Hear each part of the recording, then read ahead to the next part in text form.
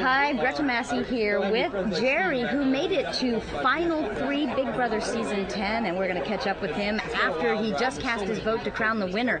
So, Jerry, welcome. Hi. Hi. I got to ask you one question. How difficult was it for you to make your decision tonight which way to vote? It wasn't difficult at all because if I look at them as players, I think they both played a good game. I think Dan put himself on the line more.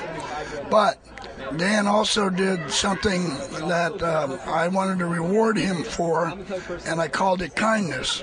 And what that was is that for 50 nights, as I was in my room ready to go to sleep, Dan always walked in there and said to me, "Good night, Jerry." And that really helped me get through this. And no one really knows that, but I do. And I felt very warm with it. Every night, Dan came in there. The 50 nights I was in that room, he came down and said, "Good night, Jerry." Wow, so even when you guys were in the midst of fighting or no matter what was going on, Dan's kindness shone through. Yes. Excellent. Yes, I did. Oh, thank you for elaborating on that. Yeah. Now, were you surprised to see that Keisha won the $25,000 and that you were right there in the vote? No, because Houston had a hurricane. The phones are down, the power's out, and my daughter told me that they couldn't get the phones working, and that so a lot of the call, but a lot of people were phoning in on cell phone. So I could have won that. So I'm okay with it, though. So perhaps a little Mother Nature got involved Yeah. with the vote. Well, huh? but Keisha got it fair and square, and that's good enough for me. Yeah, it's good enough for you? Yeah. Okay, I Jerry. was close. She said about that close. You were so close. Now, did you think that earthquake was real? That you experienced in the Big Brother house? I just have to know. No, I didn't. I was the only one in bed. I was laying on my bed when it hit. And it moved like about 3 inches, and I thought they got this thing somehow on rollers or something, and they played some game. But how could they? The swimming pool out here, unless this is built up 8 feet, and I don't think so. But I had my doubts. Yeah. Yeah, this game plants a lot of... It makes you paranoid, doesn't it? A little bit of... It makes you almost stupid. How many rungs are there on this fence in the backyard? 352 rungs. On one side or around the whole thing? The whole thing, the whole fence, both sides, 352 posts. How many awnings are out here? There are 40 awnings. 40 awnings? Yeah. Do you know how many mirrors are in the house? There's, let's see, 40. In the house there's 40, and there's about 40 out here. So it's a total of 80 mirrors.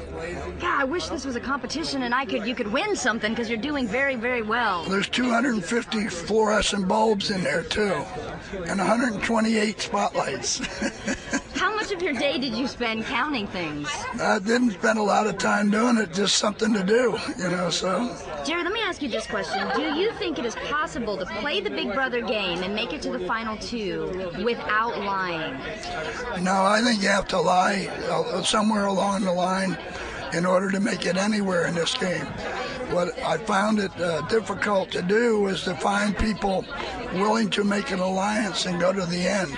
I think that's why Memphis and Dan won. They did make an alliance at the 4th HOH. They stuck to it, and that took them to the end. Me, I'm chasing them both. I had both of them on the block twice, almost had them out the door, and couldn't quite finish it. So playing alone versus those 2 young studs, man, tough. You really held your own in there up to the final 3. I hope you feel very proud, Jerry. I do. I thought I sweat pretty good. And who did you want sitting next to you if you were the one making that final call? You mean in the thing? I would have taken either one of them because I was already told by the jury house that I'd have won it hands down. So that's how close I was. So that's obvious, I guess, why they needed to get you out of there, huh? Evidently, yeah, why they kept themselves. So. Now, is there anything at all during your season that you regret doing or saying? I've kicked this Judas thing around so much that I'm just willing to say that I hope it goes away, but probably not going to. So I made it very clear. He brought it into the house, religion.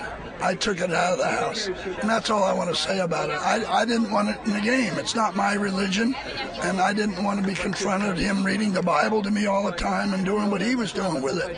So I stopped it. The cross went and the Bible went, and I felt good that at least I didn't have to be put in that position all the time. Okay, Jerry, what's the first thing you're going to do once you really get out of here? Because I know you guys haven't been freed just yet. I'm going to hug my wife first. And then when I get home, I'm going to try and see the grandkids. I'm going to try and see my great-grandkids.